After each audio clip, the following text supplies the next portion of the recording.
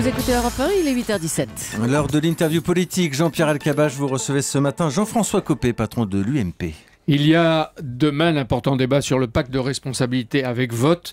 Et il y a l'urgence aujourd'hui, l'avenir d'Alstom et de ces milliers de salariés qui sont inquiets. Bienvenue Jean-François Copé. Bonjour. Bonjour. Si vous gouverniez, quel serait votre choix pour Alstom ?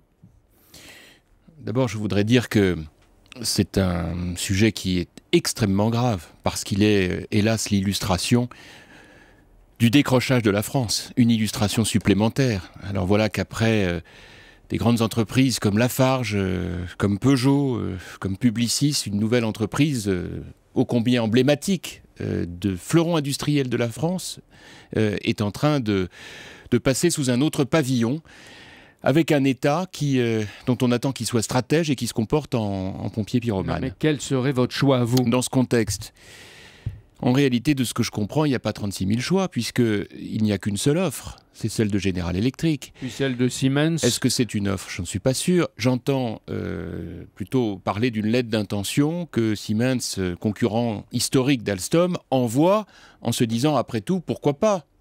Je veux simplement vous rappeler que nous sommes maintenant dans la dernière ligne droite, puisque je vois qu'on nous parle de 48 heures. Et M. Montebourg disait tout à l'heure... Un marathon de 48 heures, disait tout à l'heure que lui, il se propose de faire un marathon de 48 heures. C'est pour ça que je répète, nous avons besoin d'un État stratège et nous avons un État qui veut jouer les pompiers, alors que cela fait des mois que ce dossier, en réalité, est connu, que l'on peut imaginer que dès lors que Bouygues veut sortir du capital d'Alstom, pour les raisons que l'on sait, le fiasco de l'opération SFR. Bouygues est à 29% nous nous trouvons donc aujourd'hui dans une situation On d'impasse. va essayer d'être concret. Vous, votre choix, ce serait donc le seul, d'après vous, General Electric ?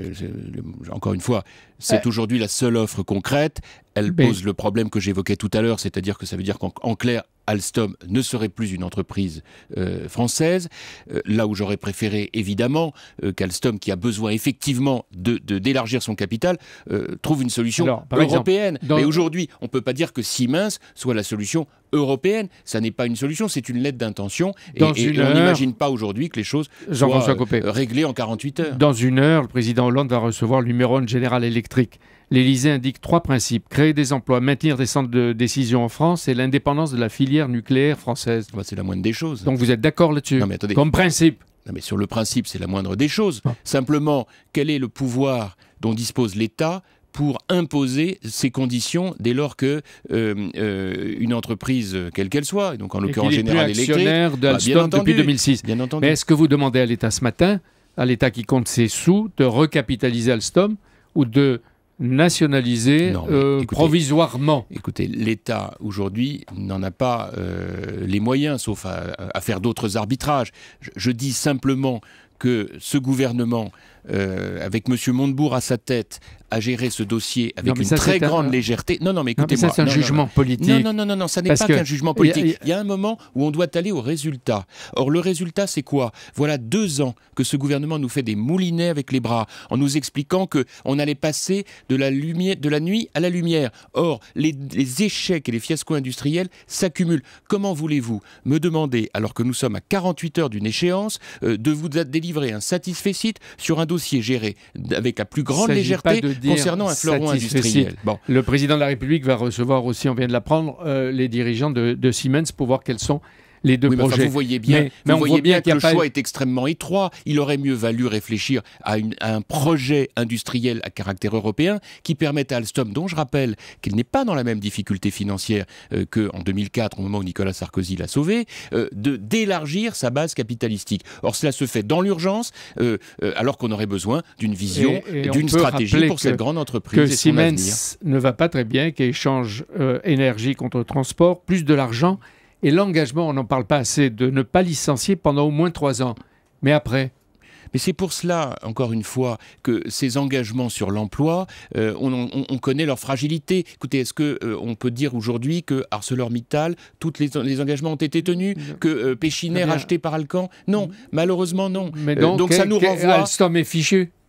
Mais j'espère pas. Écoutez, alors, quelle est la solution pour vous, leader de l'opposition ? Eh bien, la solution, c'est de changer d'urgence une politique économique qui aujourd'hui continue Ça de donnera pas plomber la notre solution pour compétitivité. Alstom. Mais non, mais vous savez, l'actualité commande que des hommes politiques, y compris dans l'opposition, amènent pour le bien-être de la reprise de la journée la solution miracle sur un sujet qui aurait dû être traité depuis des mois. Les appeler à la responsabilité. Mais Eh on bien, va plus loin. C'est pour cela, parce que vous m'appelez à la responsabilité, que je vous dis, aujourd'hui, malheureusement, une bonne partie du lait est renversée. Le problème est que nous devons changer de politique justement, économique. pour l'industrie française, c'est une alerte de plus, mais la réponse, elle est peut-être dans le pacte de responsabilité. Est-ce que vous allez le voter ?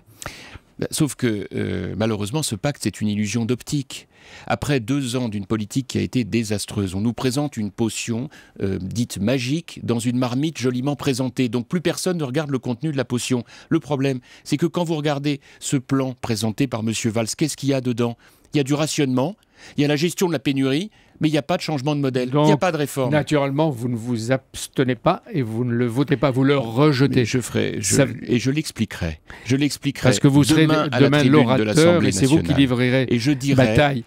Et je dirai pourquoi je considère qu'il est irresponsable de se contenter simplement de geler les traitements des fonctionnaires, alors que dans le même temps, on annonce des dizaines de milliers d'embauches dans la fonction publique, irresponsable de geler les retraites, tout en faisant d'ailleurs, malgré tout, des concessions à l'extrême gauche. C'est-à-dire qu'en 3 ans... Et en même temps, sans faire de réforme des retraites, et que du coup, ça n'est que de la gestion de pénurie au détriment du pouvoir d'achat des Français, sans réforme de structure. Mais quel est le plan alternatif de l'UMP en dehors de réduire la pression des impôts ? Eh bien, je vais vous dire. Parce que vous dites, là vous dites qu'en 3 ans, le 50 milliards, c'est pas suffisant. Bah bien sûr que non, surtout quand on nous annonce dans le même temps qu'on va baisser les charges de 25 milliards. Combien faudrait-il ? Eh bien, nous l'avons dit, à l'UMP, nous avons acté, il y a 2 mois de cela, un programme dans lequel on dit il faut revenir à la moyenne européenne pour ce qui concerne les dépenses publiques, c'est-à-dire 50%. Vous avez dit 130 milliards. 130 milliards. 130 milliards. Mais dans une société qui souffre et qui se plaint, où vous trouveriez ces 130 milliards, qui ferait des sacrifices ? Tout simplement en changeant de modèle économique. On ne peut pas simplement raboter et geler les traitements. Il faut en réalité changer le modèle. Quelle est l'idée ? Elle consiste à dire, nous portons des chaînes que l'œil ne veut pas voir. Qu'est-ce que c'est ces chaînes ? C'est les 35 heures qu'on ne veut pas supprimer. Que vous n'avez pas supprimé. Oui, c'est classique, mais oui, vous ça, l'avez je dois pas dire fait. que votre question, elle est classique. Et vous vous attendiez. Mais ça fait 2 ans maintenant. Ça fait 2 ans. Vous allez continuer de me poser la question pendant 25 ans. Mais ok, on regarde l'avenir maintenant. Oui. On a tiré les enseignements. Donc vous vous engagez à les supprimer. Bien sûr. Écoutez-moi, les 35 heures qu'on n'a pas supprimées, les impôts et les charges qui ont augmenté, qui étouffent le pays, les réglementations, le code des impôts, le code du travail et les contrôles, les contrôles d'URSSAF, des impôts qui bloquent notre pays. Eh bien, ces chaînes, il faut les enlever. Il faut libérer les Français. C'est seulement par la liberté économique que l'on pourra redonner de l'oxygène. Si demain le Premier ministre Manuel Valls n'obtient pas la majorité, est-ce que vous demanderiez au Président de la République la dissolution de l'Assemblée? Écoutez, il la trouvera à sa majorité. Arrêtons de créer des vrais faux suspens. Les députés PS, ils vont évidemment, d'une manière ou d'une autre, lui donner sa majorité parce que M. Valls, comme sous la 4e République, passe ses journées à recevoir les sous-courants du PS pour trouver les concessions qui vont bien. Un réformiste social-démocrate? Ou est-ce que vous dites Manuel Valls et Jean-Marc Ayrault, c'est la même chose? Jean-Marc Ayrault bis. Je le répète, mon problème, il n'est pas là.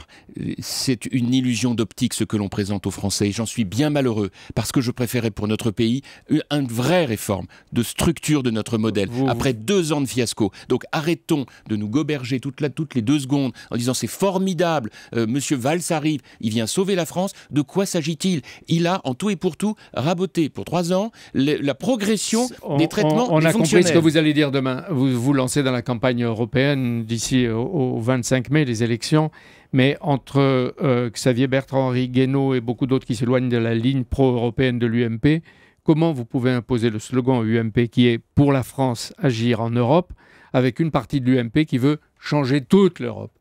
Parce qu'en réalité, vous êtes divisé. Une chose est l'affichage, une autre est de regarder le contenu. Quand vous lisez les prises de position des uns et des autres, vous vous rendez compte qu'en fait, il y a bien une ligne majoritaire. Cette ligne, c'est celle que nous avons adoptée à une écrasante majorité. Mais c'est pas ça, c'est que quand vous lisez le texte que beaucoup ont signé, j'en ai eu beaucoup au téléphone, ils m'ont dit, mais attends, en réalité, ça correspond très largement au programme de l'UMP. Une chose est d'afficher de manière un peu marketing une volonté de différence, une autre est de regarder le fond. Quel est le credo que je défends? C'est de dire que nous sommes profondément européens, mais que, en même temps, l'Europe que nous voulons, et c'est ce qui fait la différence avec Le Pen, c'est une Europe qui doit profondément se réformer. Bon, évidemment, autour d'une idée simple, c'est l'Europe à géométrie variable, l'Europe des résultats, pas l'Europe des contraintes et des réglementations. Par exemple, sur le plan industriel, on parlait d'Alstom tout à l'heure, c'est le meilleur exemple de la géométrie variable. On ne peut pas le faire. Mettons-nous d'accord à plusieurs. Merci. On y reviendra sur la campagne très européenne. On y reviendra évidemment. Etc. Merci Très Jean-Pierre heureux. Elkabbach. Jean-François Copé était votre invité ce matin sur Europe 1.